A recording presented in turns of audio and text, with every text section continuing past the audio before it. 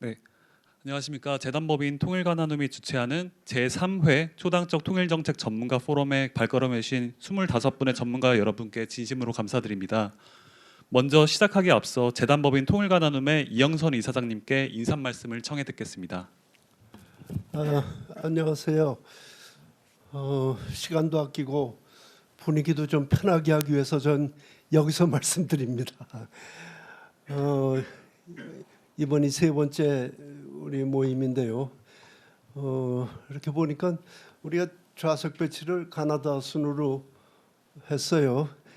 늘 똑같은 자리에 앉으시는 것 같아서 다음에는 좀 바꿔보도록 하겠습니다. 그래서 좀 분위기가 좀 쇄신되도록 그렇게 하겠습니다. 오늘 제목은 초당적 통일정책의 필요성과 현실. 요새 새 정부 들어와서 통일정책에 좀 변화가 있는 것 같습니다. 여러 가지 과거 해오던 정책도 변경되는 것 같고요.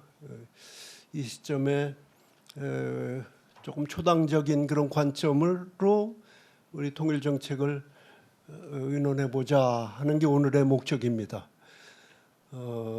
그러기 위해서 이번에는 독일의 사례에 한번 견주어서 우리의 문제를 보자 그런 생각에서 이런 모임을 만들었습니다. 독일 통일에 큰 연구를 하신 우리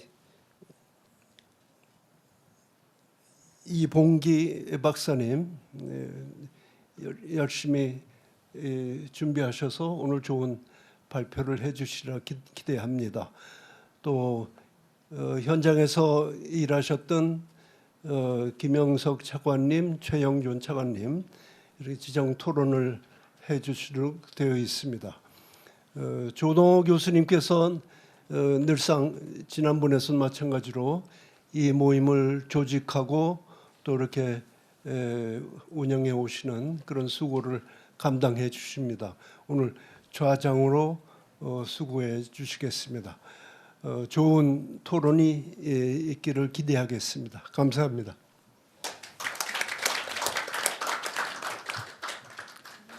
예, 귀한 말씀해 주신 이영선 이사장님께 다시 한번 감사드립니다. 그럼 오늘 포럼의 좌장을 맡아주신 이화여자대학교 조동우 교수님께서 말씀 시작해 주시겠습니다. 네, 조동우입니다. 이사장님께서 시간을 많이 절약해 주셔서 감사드립니다. 오늘 회의 배경을 거의 다 이제 말씀드렸습니다만은 우리가 흔히 초당적 통일 정책이라는 단어를 많이 쓰는데 그럼 과연 정말 초당이 뭐냐에 대해서는 별로 우리 학계에서도 논의가 없었던 것 같습니다. 그래서 오늘은 독일 통일 과정에서의 초당성이 무엇이었는지, 초당적 대동독 정책이 어떻게 해서 가능했었는지를 한번 먼저 살펴보고 그런 다음에 자유 토론 시간에서는 그럼 우리의 경우에는 그럼 어떻게 해야 될지에 대해서 토론하는 걸로 오늘 회의를 마련했습니다. 그래서 오늘 발표자는 이사장님께서 말씀해 주셨습니다만은 통일부에 오랫동안 계시면서 독일 한국문화원 원장도 하셨고 독일 우리 한국 대사관에 공사 참사관으로도 계셨던 이봉기 박사님, 또 베를린 자유대에서 박사를 하셨습니다. 그래서 이봉기 박사님께 독일 경우에는 어땠는지에 대해서 한 20분 정도로 발표를 부탁드렸습니다. 그 다음에 진행 어떻게 할 것인지에 대해서는 발표가 끝난 다음에 다시 한번 말씀드리도록 하겠습니다.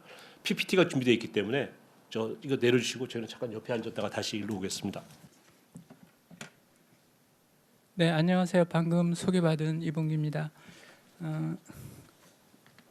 오늘 과분한 자리에서 부족한 논문을 가지고 발표하게 돼서 혹시 초청해 주신 통일과 나눔 재단에 누가 되지 않을까 하는 걱정이 있습니다.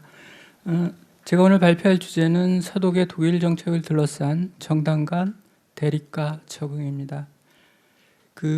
아마 기존에 제가 발표로 나눠드린 자료를 보시면 제가 오늘 발표할 내용은 17쪽 4장부터 25쪽까지를 정리한 것입니다. 그럼 시작하도록 하겠습니다. 오늘 제가 말씀드릴 내용은 3인당의 브란트 총리가 1969년 10월 취임 이후 추진한 독일 정책을 둘러싸고 야당인 기민기사당과 대립하고 기민기사당이 이를 수용 내지 적응하는 과정입니다. 시기적으로는 3인당의 집권 시기인 1969년부터 1982년까지만 다루고자 합니다. 기민기사당이 집권한 1982년부터 1989년까지는 제도화 등의 기인에서 기민당이 적응의 지속을 한 시기이므로 오늘의 발표에서 제외하고자 합니다. 이렇게 함으로써 오늘의 주제에 포커스를 맞출 수 있을 것입니다. 그러면 이 글에서 기민기사당의 적응 요인으로 분석의 대상은 제도화를 제외한 이념적 대립과 수용 또는 적응, 국내 여론과 국제 정세의 세 가지입니다. 본문에 들어가기 앞서 이해를 위해 먼저 설명드려야 할 부분이 있습니다. 우리가 서독의 독일 정책을 언급할 때 1969년 3인당이 시작한 독일 정책을 1982년 집권한 기민기사당이 초당적으로 받아들여 추진했다고 일반적으로 말을 합니다. 저는 초당적 협력이 아니라 수용 또는 적응이라는 개념을 사용하려고 합니다. 먼저 잠깐 논의의 진전을 위해 용어를 설명드리면 서독은 독일 정책이라는 용어를 대동독 정책과 통일 정책의 두 가지를 포괄하는 의미로 사용하였습니다.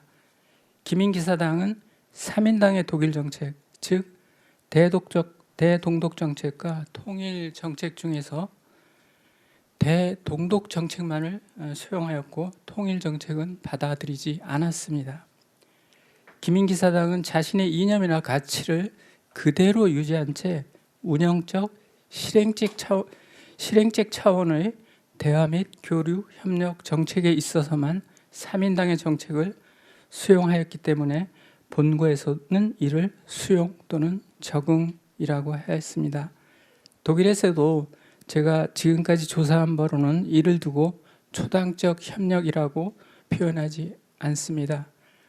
독일 학자들의 연구에서 제가 찾은 개념은 실용적 태도 또는 적응 또는 운영적, 실천적 지속과 선언적 변화라는 정도의 용어이고 한 미국 학자는 이를 이중적 적응이라고도 하였습니다.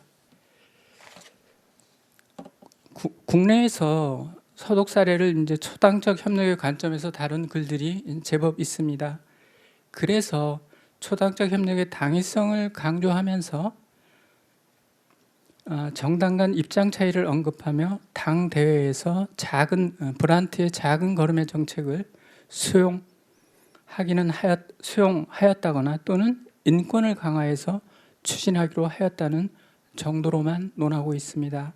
따라서 우리에게 적용할 경우 합의의 중요성만을 언급하고 있어서 그러한 합의가 어떤 영역에서 어떤 형태와 수준 그리고 내용으로 이루어졌는지에 대해서는 구체적 언급이 없습니다. 본고는 이러한 한계를 극복하고자 하였고 이를 통해 우리가 대북 및 통일 정책에서 양당 간 수용 또는 적응을 이루기 위한 좀 더 구체적인 시사점을 이끌어내고자 하였습니다. 그럼 본론에 있는 기민당의 3인당 대동독 정책 적응과 한반도에 주는 함의입니다. 1번 먼저 기민당의 3인당 독일 정책의 수용, 적응 요인입니다. 기민당이 3인당의 대동독 정책에 적응한 요인을 네 가지로 나누어서 살펴볼 수 있습니다. 첫째 요인은 대동독 정책이 이념과 대립과 적응을 거치는 단계이고 둘째 요인은 적응이 지속될 수 있는 경로 의존성이 형성되는 제도화 단계이고 셋째와 넷째 요인은 앞의 두 가지 요인에 모두 영향을 미치는 국내 여론과 국제 질서입니다. 말씀드린 대로 제도화 요인을 제외한 이념적 대립과 적응, 국내 여론, 그리고 국제 질서에 대해 설명드리도록 하겠습니다. 첫째 요인인 이념적 대립 및 적응이 이루어지기 위해서는 서로 상이한 입장에 있는 정당 간 정책의 전제, 목표, 수단, 내용에 대한 대립 및 적응의 과정을 거칩니다. 이 단계에서는 새로운 정책이 아직 제도화 수준에는 도달하지 않았기 때문에 수용 및 적응에 영향을 미치는 가장 강력한 요소는 양 정당의 서로 다른 이념이나 가치라고 할 수 있습니다. 이념 대립에서 중요한 역할을 하는 것이 또 국민 여론과 국제 정서라고 할 수 있습니다. 이념적 대립과 적응입니다. 3인당의 독일 정책과 기민당의 입장 및 반응입니다. 1969년 10월에 집권한 브란트는 정부 성명과 민족 상황에 관한 보고를 통해 새로운 독일 정책을 천명하고 모스크바 조약, 바르샤바 조약, 동소독 기본조약 체결을 추진하였습니다. 여기서는 동소독 기본조약을 중심으로 통일 문제, 동독의 국가 승인 문제, 그리고 국경 인정 문제로 나누어서 각각에 대한 양 정당의 입장을 살펴보도록 하겠습니다. 일단 표에 나와 정리를 했습니다. 일단 통일 문제입니다.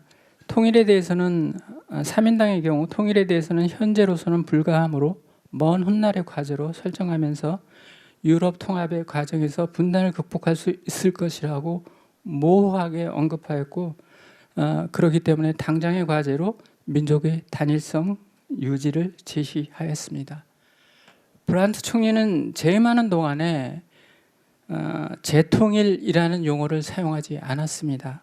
그 대신 민족 자결권 행사라는 말로 개념을 대체했고, 또한 자신의 정책 논리에 맞추어서 전동문제부를 내독관계부로 명칭을 변경하였고, 당시에 독일의 한 1200만 명 정도의 과거 2차 대전 이전의 영토에서 피난 온 피난민들이 있었습니다. 이들이 영토 회복을 강력하게 주장하는 집단이었는데 이들을 위한 피난민부가 독일에 있었습니다. 브란트가 들어오면서 이 역시 해체하였습니다. 일단 통일을 이루기 위한 정책 수단으로 잘 아시는 접근을 통한 변화, 즉 대화와 교류 협력을 제시하여 서독 역사상 처음으로 구체적이지는 않지만 어쨌든 통일 방안을 제시하였습니다. 그 다음 국가 승인 문제입니다. 동독에 대해서는 국제법적으로 국가로 승인하는 것은 고려하지 않고 있다면서 독일 영토 위에 두 개의 국가가 존재하지만 서로 외국은 아니다라는 우리가 말하는 사실상의 국가 승인을 하게 됩니다. 그리고 양독 관계는 특별한 형태의 관계라고 규정하였습니다. 국경 인정 문제입니다. 오더나이스의 강, 그러니까 동독과 폴란드의 국경이죠. 오더나이스의 강을 국경으로 인정하는 문제에 대해서는 민족 상황에 관한 1970년 민족 상황에 관한 보고에서 독일에서는 독특하게 60년대 후반서부터 매년 총리가 의회에서 민족 상황에 관한 보고를 하게 돼 있습니다. 어쨌든 거기에서 동독에 대해 국가 간 권리와 관련 일반적으로 인정된 원칙이 유효하며 영토 보존 및 양측의 국경에 대해 존중할 것이라고 선언하였습니다. 이것은 잘 아시겠지만 1970년에 체결한 모스크바 조약이나 바르샤바 조약에도 국경 조항을 인정하게 됩니다. 3인당은 동독이 원하던 국가 승인을 국제법적 승인이 아닌 사실상의 국가 승인을 통해 기본법 위반 문제를 피할 수 있었습니다. 이러한 동독에 대한 사실상의 국가 승인을 통해 양독 주민 간 접촉, 확대 등에 도달하면 일단 분단 고통을 완화하고 민족의 단일성을 유지할 수 있을 것으로 보았습니다. 후자에 대해서는 기민당의 평가가 갈리지만 적어도 전자에 대해서는 기민당도 동의하였고 그 목표는 도달한 것으로 볼 수 있습니다. 다음 3인당 브란트 총리의 독일 정책은 3인당 자신의 기존 독일 정책은 물론 기민 기사당이 독일 정책에 대해 가지고 있던 전제, 목표, 수단 등을 전복하는 것이었고 양대 정당 간 극심한 이념 논쟁을 유발하였습니다.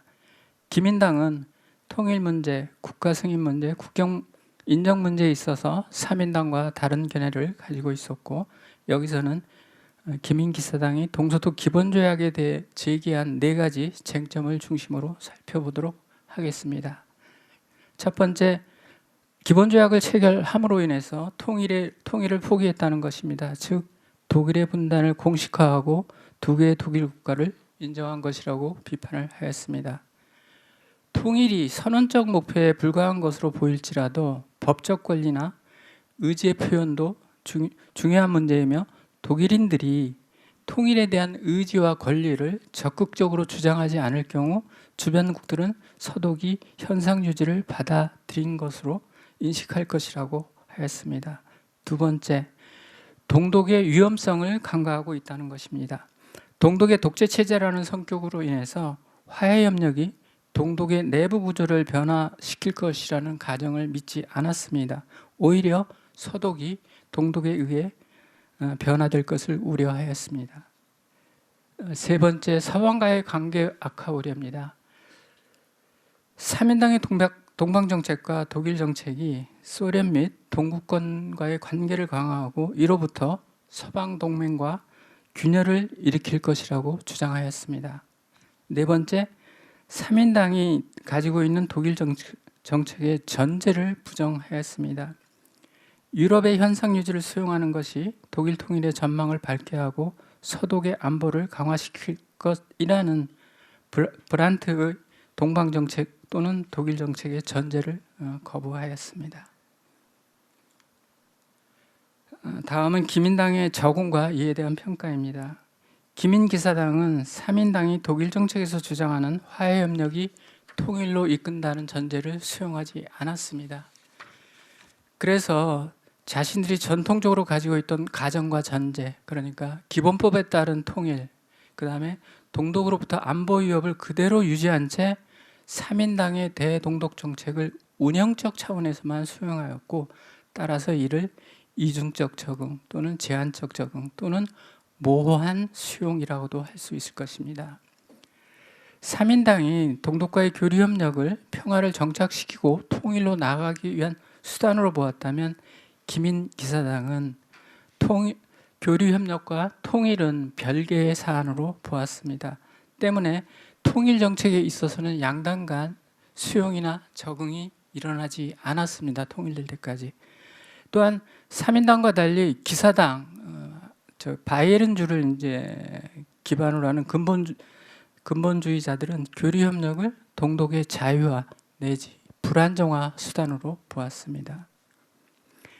기민당의 대동독 정책에 대한 적응과 관련해서 우리 학계에서 현재까지 주목하고 있지 않은 것이 2가지입니다.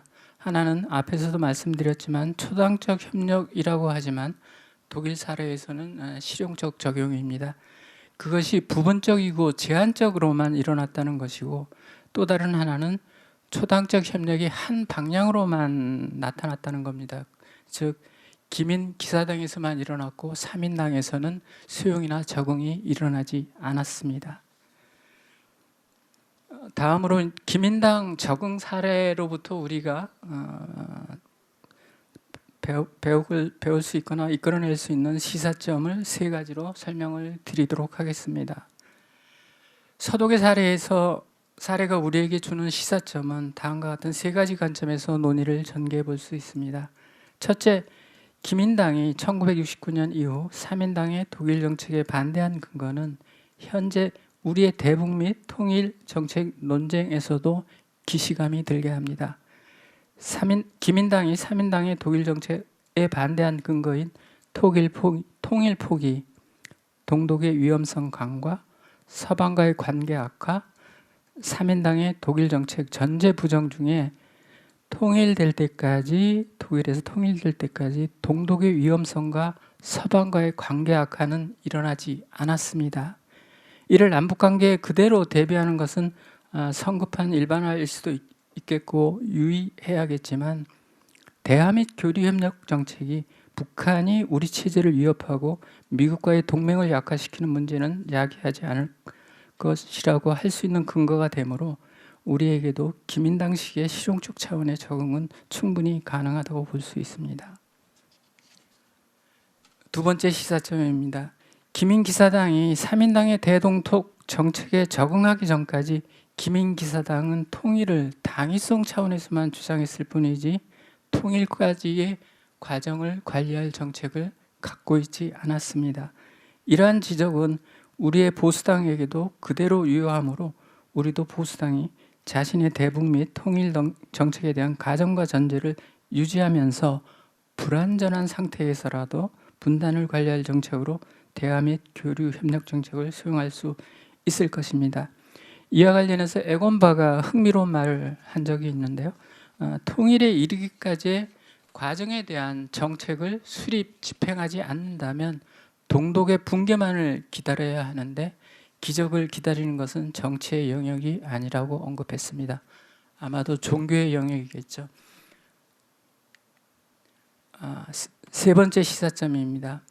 기민당이 분단을 관리할 정책으로 3인당의 대동독 정책을 받아들였지만 통일 정책에 대해서는 앞에서 말씀드린 대로 기민당과 서민당이 서로 다른 길을 갔습니다.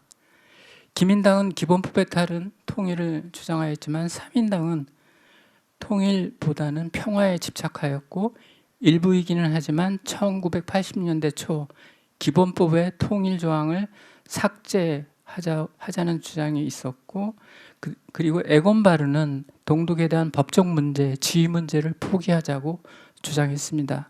그리고 잘 아시는 브란트는 1988년 독일 통일을 자기 기만이라고 하기도 하였습니다.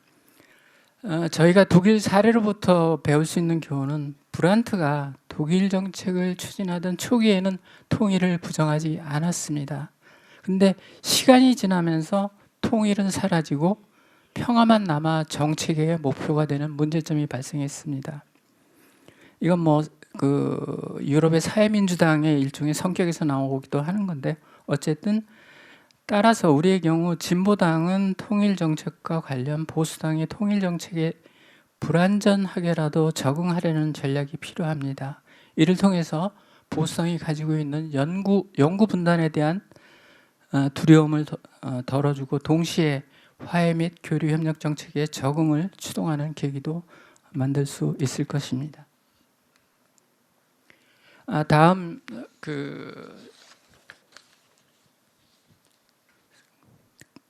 일단 기민당의 3인당의 독일 정책에 대한 적응이 일어났던 요인으로서 두 번째 국민 여론입니다. 브란트의 동방 정책이나 독일 정책이 좌초될 위기에 에서 구한 것은 국민이었고 따라서 국민의 지지가 독일 정책에서 중요한 역할을 하였습니다. 1972년 5월에 모스크바 조약하고 바르샤바 조약에 대한 국회 비준이 있었는데요. 그 전에 이미 1972년 4월에 3인당의 독일 정책에 반대해서 3인당 의원과 자민당 의원이 3명이 탈당을 했고 3명이 공식적으로 독일 정책에 대한 반대 의사를 표명했습니다. 결과적으로 의회에서 다수당이 기민당으로 넘어가게 됐습니다. 그래서 72년 4월에 독일 역사상 처음으로 건설적 불신안을 기민당이 제출을 했는데 과반수 의석인 249표에서 2표가 모자라서 부결됐습니다. 나중에 밝혀진 바로는 동독 슈타지가 기민당 의원 1명, 기사당 의원 1명을 매수해서 반대표를 부결표를 던지게 했던 것입니다. 이러한 상황에서 더 이상 정책에 대한 추동이 없게 되어서 1972년 12월에 기본조약을 체결하고 73년 5월에 기본조약에 대한 국회 비준을 예정하고 있었는데 국회에서 비준이 통과되리라고 장담할 수 없게 되었습니다. 그래서 3인당의 브란트 총리는 72년 9월에 의회를 해산했고 11월에 총선을 거쳐서 자민당과 함께 안정적인 과반수를 획득하였습니다. 우리의 경우 여론조사에서 통일 필요성과 불필요성이 현재 비슷한 비율로 나타나고 있습니다. 그래서 직접적으로 통일을 추진해서 남북을 대립과 갈등의 관계로 몰아갈 수도 있는 정책보다는 통일을 미래의 미래의 세대의 과제로 미뤄두면서 북한과 평화를 정착시키려는 정책이 선호될 수 있는 여론 환경이라고 볼 수도 있을 것입니다. 다음으로 국제질서입니다. 독일의 경우 국제질서가 사실은 매우 중요한 역할을 했습니다. 에곤 바르의 1963년 7월 투칭 연설의 기원을 두고 있는 브란데의 독일 정책은 그 출발점은 61년에 취임한 미국 케네디 대통령의 평화 전략에 의거한 것입니다. 그리고 유럽 안보협력회의 헬시키 최종 의정서가 채택된 1975년에는 동서블록으로 분단된 질서는 이제 해체해야 할 질서가 아니라 독일의 분단을 전제로 해서 유지해야 할 질서로 정착되었습니다. 이러한 관계로 기민기사당이 서방에서 유일하게 그 헬싱키 최종 의견서 채택에 반대하는 결의안을 채택한 정당입니다. 어쨌든 서독은 이러한 국제 질서를 수용했고 그 틀 안에서 이상이 아닌 실현 가능성이 있는 정책을 통해 통일에 도달한 것입니다. 우리의 경우